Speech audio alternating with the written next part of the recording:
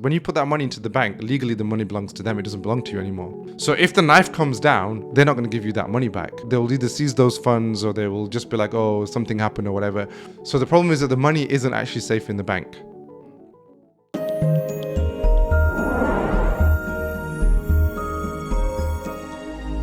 My guest today in this particular episode is Brother Zuhair Girach. He runs a series of spiritual retreats. He has online courses and things. He had a series of important financial decisions to make, both on a personal level and a professional level. He's been calling me and we've been having conversations. He's been looking for an outside perspective on what's the best way to navigate that and, what are the right choices to make right now, in terms of the economy and things. So I said to him, rather than me having this conversation with you on the phone, why don't you come down to the studio? Let's have this conversation in front of the camera with the mic switched on. And let's capture this because surely other people will benefit from this as well. Because I often find myself kind of having similar conversations with other people as well. So let's just capture that once and for all. Me just sharing my opinions on that, basically. So hope you enjoy that. And I'll see you all guys soon, inshallah. You and I had this conversation, right? When you first came down after the first lockdown. Yeah. But you had this conversation about, you were thinking about, obviously there's ribas involved, but shall I go and get a house now? Yeah. Shall I rent? Yeah. And then even now the question keeps coming up, like we know 3 years on, still the same question. And because like I've had mothers say this to me. I've had I've had men say this to me. I've seen it on other people. I can feel it on myself. There's this darkness that's prevailing over all of us, right? It's like a descent to nihilism. Like, what's the point of even getting up in the morning? What's the point of even doing anything? What's the point of? There's no satisfaction in anything. You can have a nice meal or whatever, but life just doesn't have the richness that it used to have. Yeah. The thing that I feel is like the world that we lived in for the last 100 years, this world order that we've been living in, that is predominant. It's governed by the American dollar, the US dollar, the fiat banking system. Yeah. It's now starting to collapse. Yes. And we're all feeling it. The same people that I was having, there were people, see, you and I were different on this. When I was saying the things that I was saying to you 3 years ago, because, people see my posts, you were willing to have this conversation with me. People were saying to me, can you stop talking about this stuff? You're wrong. Why are you being so depressive? Why are you riling us all up? Why are you being so alarmist? Why are you being so defeatist? I was getting all of this stuff, right? Yeah. And a lot of people were saying maybe this system is going to crash, but it's not going to crash for at least another 20, 30, 40, 50 years. Yeah. Those same people are now calling me and saying to me, do you think that no matter how hard we work, these people are really hard workers, 50 hours a week, 60 hours a week, 70 hours a week, and always about, it's not about what's going on in the economy. It's about how hard you work. So you can make, as long as you work hard, then you'll be okay. Yeah. If you're not making money, it's because you're not working hard enough. Yeah. And I've never been of that view. Yeah. Right. I've never been of that view because I'm like, you can only work so. A barista in a coffee shop works hard. A toilet cleaner works hard. These people work hard. Yeah. Their remuneration, or however you say that word, because I always get it wrong, remuneration, is never equal to their level of effort. Yeah. And there are other people whose level of effort is much more smaller, and they're raking it in, Mashallah, right? Yeah. So I'm like, that can't be it. Yeah. But these people are now calling me and saying, how do you think we should survive this? Do you think it's all about to collapse? And how do you think we should survive? How do we navigate all of this? They're saying it to me now.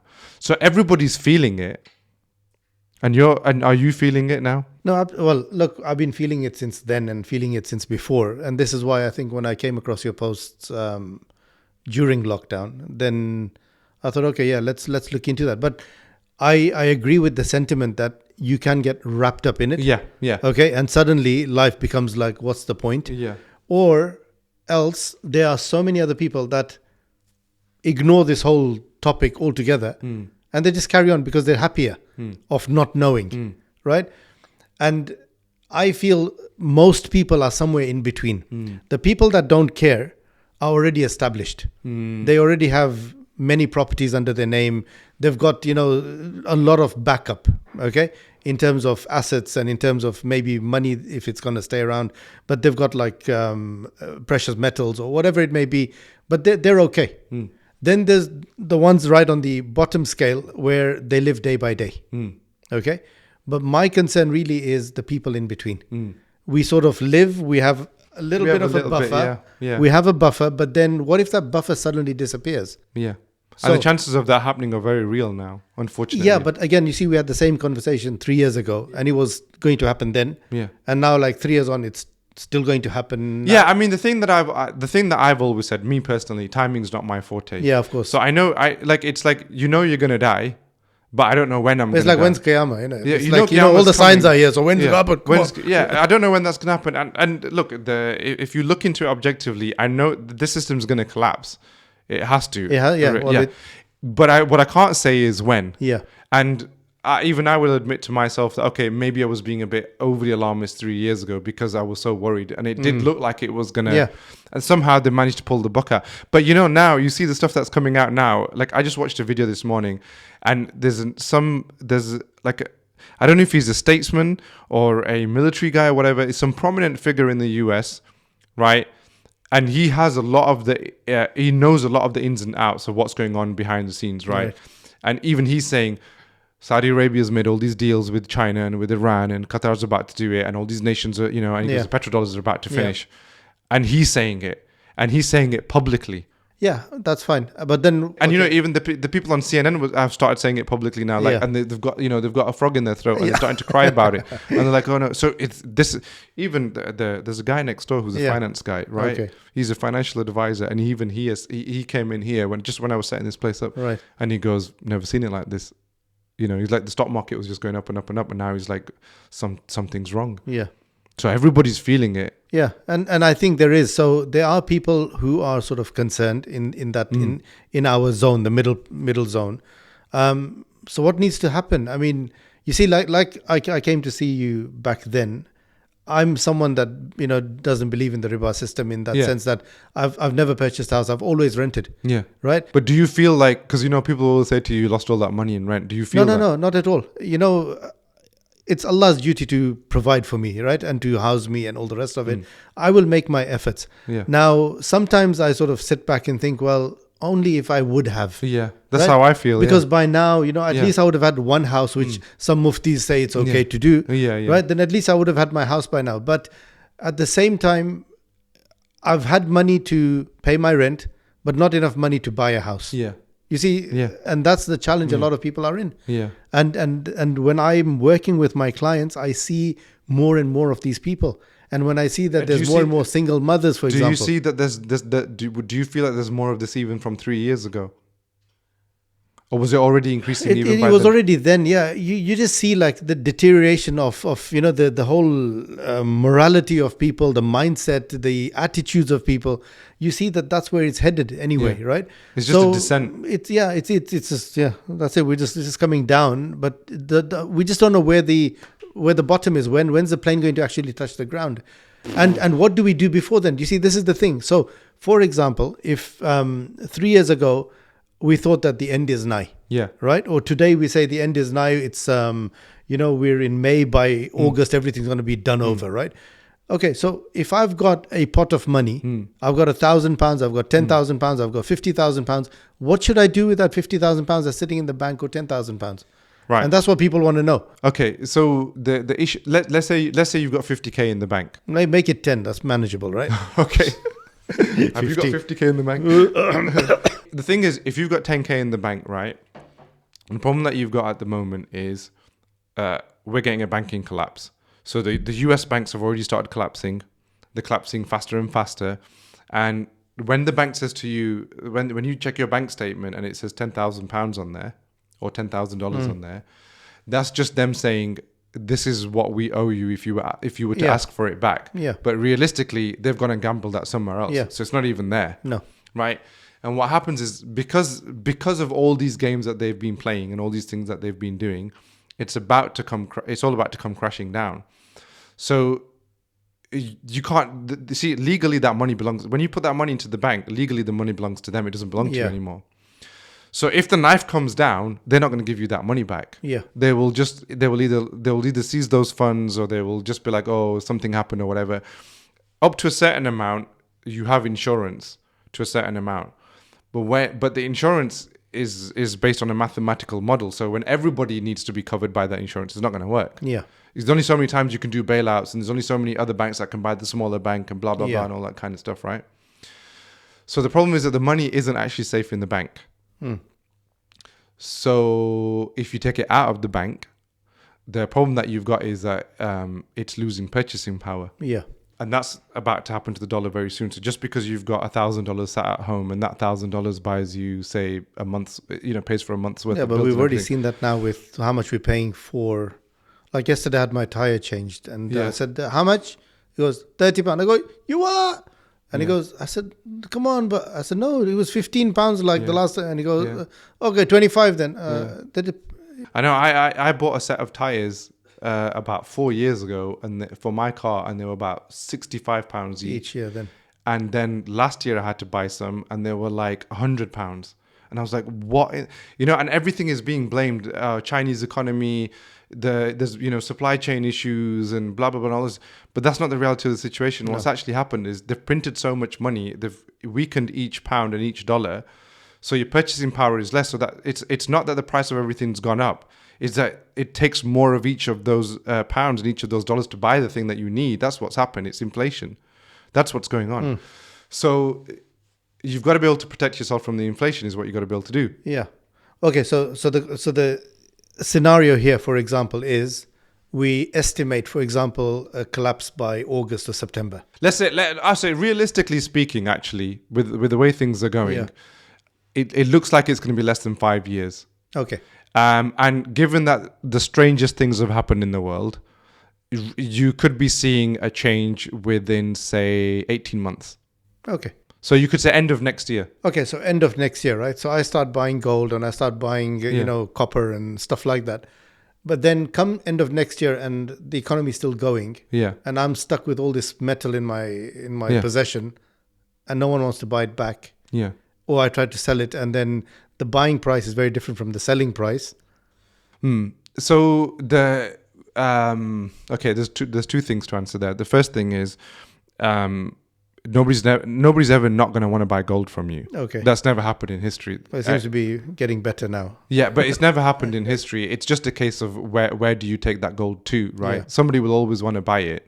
Somebody's always looking for it. I mean, central banks right now and states right now are buying so much gold. They're buying record amounts. So people always want gold. It's just a case of you just haven't found somebody that wants it right now because other things are a bit more popular, Bitcoin or whatever. Okay. What's happening with gold and silver is they do manipulate the price of it artificially. Yeah. There are things that they do to manipulate the price of that.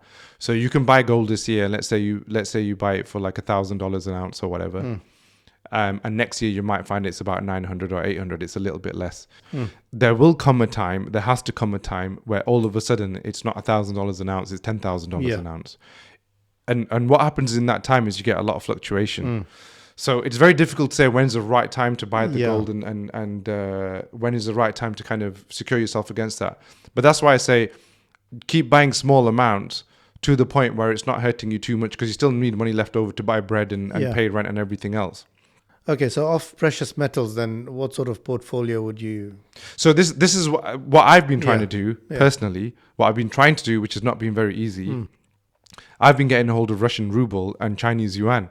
That's what I've been doing. So I'm not buying any crypto. Yeah. Because I don't trust because the crypto is effectively just a piece of software. Yeah. And they can change the rules, they can change the game, they can change anything and everything Anytime. and make any excuses, and all of a sudden your one Ethereum or whatever is just, it's either not worth what it used to be, or even if it's worth what it used to be, you can't turn it back into money because the exchange has gone down or this has happened or that's happened.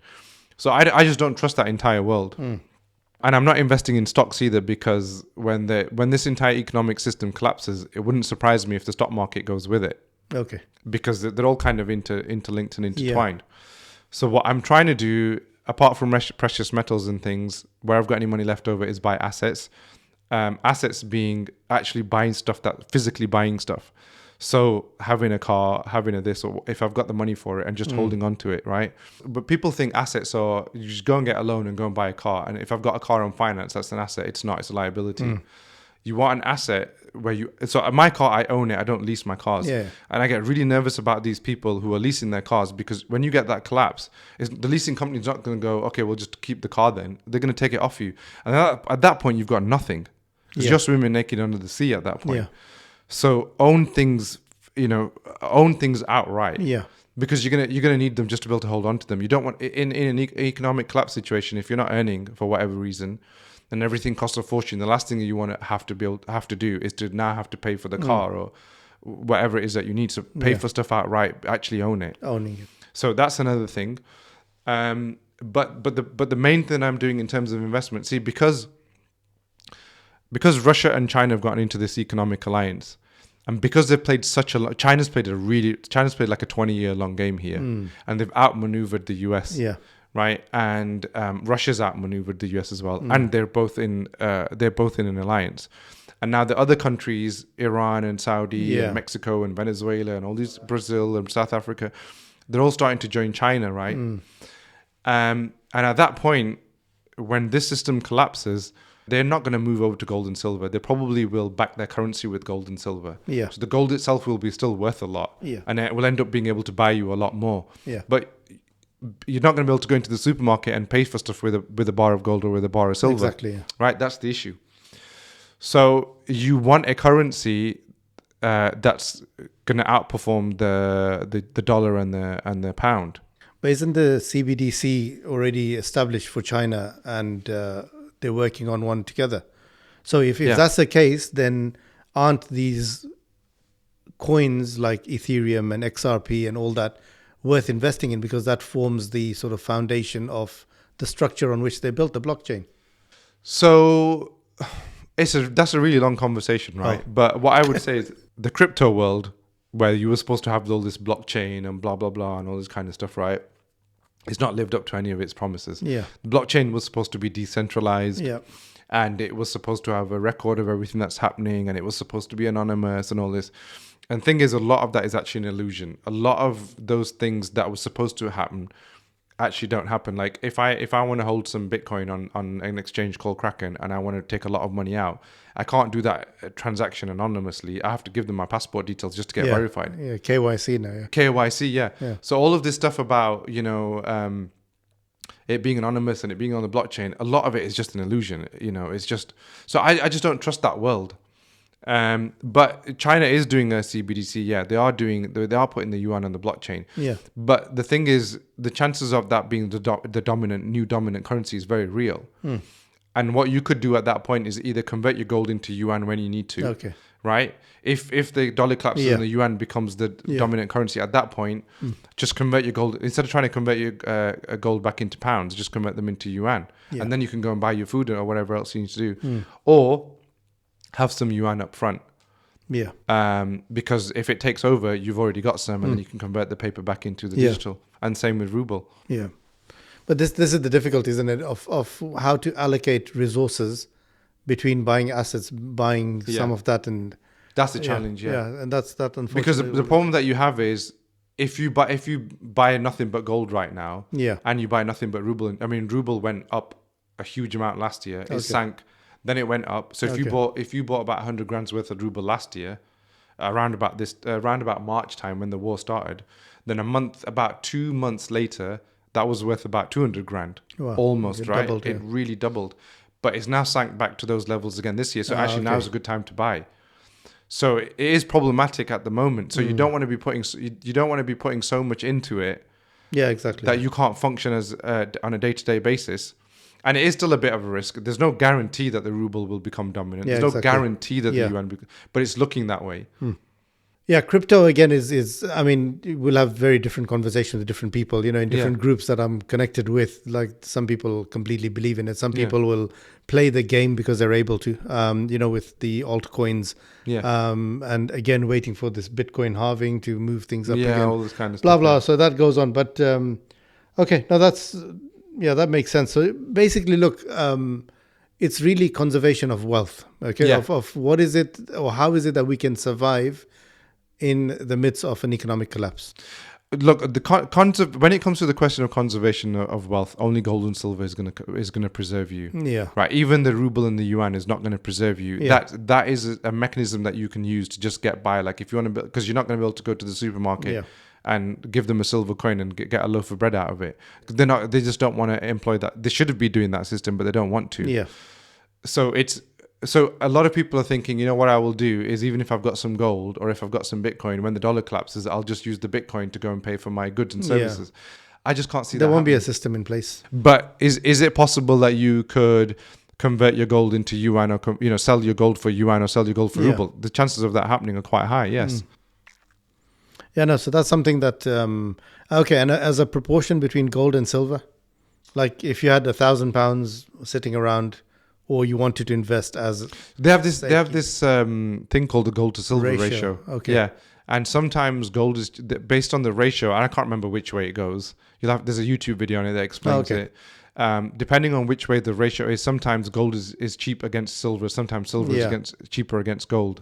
I've heard, and I might not be remembering this correctly, but I've heard silver is cheaper against gold at the moment. Okay. So then to buy more silver at that time and then change it accordingly. Yeah. Okay. But gold is harder to buy anyway. It's become a lot more difficult to buy at the moment. Is it the other way around? I think silver is maybe harder to buy at the moment. Yeah, no, silver has had its hikes, and I think recently, last month maybe, I think the gold price shot through about £1,600 an ounce. But it has some small movements in the grand scheme of things. If you look at the price of gold from 20 years ago and you look at it now, it does this. The thing just keeps doing this. Always, right? The overall trend is upwards. Always, yeah. And you look at where gold was. I think gold was something like £250 an ounce in 2000. Wow. And now it's like £800 an ounce or £1,000 an ounce. No, more than, Yeah, and silver used to be £5 an ounce in the 2000s, and now it's like £20 an ounce. Yeah. So if you just because it's a long-term play, if you'd held on to it since the 2000s, you've been all right. you'd have been and you compare how many ounces of gold does it require to buy a house right now? Yeah. It's like 150 ounces it requires to buy a house right now. But the predictions are in another, say, 5 years, it'll be like 50 ounces of gold to buy a house. And actually, it's already started moving south anyway. So if you'd put that money into gold instead of putting that money into property, your gold would be your gold would be worth more against the property anyway. And it's just a case of doing that more and more. Yeah. And I think that's what people need to understand is you might not be able to buy everything up front, but every week invest, even if it's £5 towards. Yeah, that's what I'm saying. Just put a little bit away. Yeah, £5. Put a little bit away to the gold, put a little bit away to silver, put a little bit away. Because you can always spend that little bit of money on just, a nice bit of cake or another top or whatever. It's just a little bit. Just keep putting a little bit of it away. That's all I'm doing. Yeah. And I think that there has to be a balance, right? That we know things will end. Okay, happiness has to end at some point, right? Your sleep will end, your food will end. But at the same time, don't stop living. Yeah. I've come across friends that, during the crypto bull runs and all that, I've seen lawyers, right, who are walking around in Primark bottoms and, a T-shirt, and you feel like giving them £5, like, go and get yourself a meal, mate. Right? Because they put all their money into Bitcoin. Yeah. What are you doing with your money? Oh, I've invested it. Yeah, you got to live a little. But they must be in a lot of pain now. No, they're okay because it's all like future plan. Like, next year, bro, this is going off Okay. and then I'm okay. So it's almost like they have a focused agenda, a clear objective of that's my strategy. And okay, fine, if it's going to work for you. But look, don't dress up like this at least. You're a lawyer, for crying out loud. You have children at home. Don't deprive them. Yeah. Oh, no, I'm not going to buy coffee. I'm not going to buy ice cream. I'm not going to buy... Yeah, I'm not saying don't do that them, either. Yeah. But what I wouldn't say is go and start finding, because a lot of people, they still want to be part of the crew that goes to Bali on holiday, and they still want to have the Tesla, and they still want the Audi Q7, and they're funding all of this with credit card finance. Yeah, and that's dangerous. Yeah, because that is going to come back and hurt you. Yeah, ultimately. Yeah. And as Allah says that your riba is going to be obliterated. And I mean, people are still having the conversation now, like, should I get a house, or should I buy a house on a mortgage, or should I get rent? And I'm refusing to buy a house because I'm like, interest rates are going to go through the roof. It's going to be unaffordable. I don't want to buy a house, get a mortgage, and then find I can't afford the payments and the house is gone because of the investment that I'm going to make in that house. Whereas on rent, yes, you lose the house, but I didn't make an investment in the house as such. Yeah. So. But then what will happen with everyone who's on rent, who can't pay them? I don't know. You see, so there's so many variables that are involved. Too much, yeah. Yeah, there's so many variables. And I think the problem is that it's very difficult to find information on, because this has happened before. So there was a collapse that took place in 1929. Okay. But the information on exactly what happened on a day-to-day basis is skewed. Yeah. Right? So they've skewed that information. So I don't know what happened. Yeah. It's very difficult to know. And then the Soviet Union collapsed. Yeah. And so Romania and Yugoslavia and all these countries, they suffered. But I know some of the anecdotes of what happened over there. And that's why I say invest in the ruble and the yuan, because they had their money in Romanian currency and Bulgarian currency. Yeah. And because the dollar was going to be dominant over the Soviet Union, whoever had even a little bit of dollars, there's a case of a grandpa, right? He had $100 bill at his house, which was a souvenir from the US. Okay. And the economy collapsed within 4 weeks. The Bulgarian economy collapsed within 4 weeks. Okay. So the Romanian currency went from something like 10 against the dollar to 11,000 against the dollar in the space of 4 weeks. Wow. And because he had a $100 bill, because he'd just been on holiday, he went and paid his mortgage off with the $100 bill. What I'm now saying is that's probably going to happen now in reverse with the yuan and ruble, you see. Yeah. Okay. So we need to get some of those then. Yeah. But I think inshallah, put some links in the comments, inshallah, of where to buy some. I mean, you can't. The thing is, it just gets unethical. You can't open a Russian bank account right now. Chinese bank accounts are very difficult to do. You can't fly to Russia and buy a ruble. No. And people, have this thing about, well, Russia's the enemy and everything and all that. And I thought, okay, fine. Even if you believe that Russia is the enemy and everything, you have to accept that their economy is going to the economy is going to be dominant, and you need to be able to survive. Yeah, it was interesting because I think last year we went to Turkey, and I asked him. I said, "Do you have any Russian rubles?" He goes, "No, like we're not." But they're accepting it now. I saw that in October. So now they might have, right? Okay. But last when was I there? There's so many Russian March, tourists out there. That's what surprised me. I thought, you know what? Let me get £100 worth of rubles there. Okay. And they said, "No, we don't have." But they're not selling it, or they're just not selling it, not exchanging it. I was like, it's very, very strange. That was so. Yeah, so I thought that's Ajib. But anyway, so maybe now they might. It's probably restarted. There's a company. There's a lot of trade. There's a company in the UK that sells ruble, and I actually interviewed them about a year ago. Okay. Called Manor Effects. They sell ruble. Okay. And I don't know how they're getting hold of it, and they were the only exchange that I could find that was selling it. Okay. Yeah. No, so I bought some from there. Yeah, that's. I think it's worth. But yuan you can get from anywhere. Okay. Yuan you can get from like Travelex. Oh, is it? Yeah, okay. yeah. Yeah, alhamdulillah. You just pay. But it's only a matter of time before you won't be able to buy yuan either. So. Okay. If you have any questions about the content or the subject matter, the things that I've discussed in this video, then please sign up to my Discord. The link is in the description below. It's a small app that you can use, very similar to how chat groups used to work before. You can be anywhere in the world and sign up for it. All you have to do is sign up via Patreon, which will then give you access to the Discord app. It is a like-minded community of other people that are talking about the same things, but we can just speak openly to each other. You might have some questions of your own, or you might have some insight of your own. Come and talk to me, come and talk to others. We can share ideas with each other, and we can grow as a community.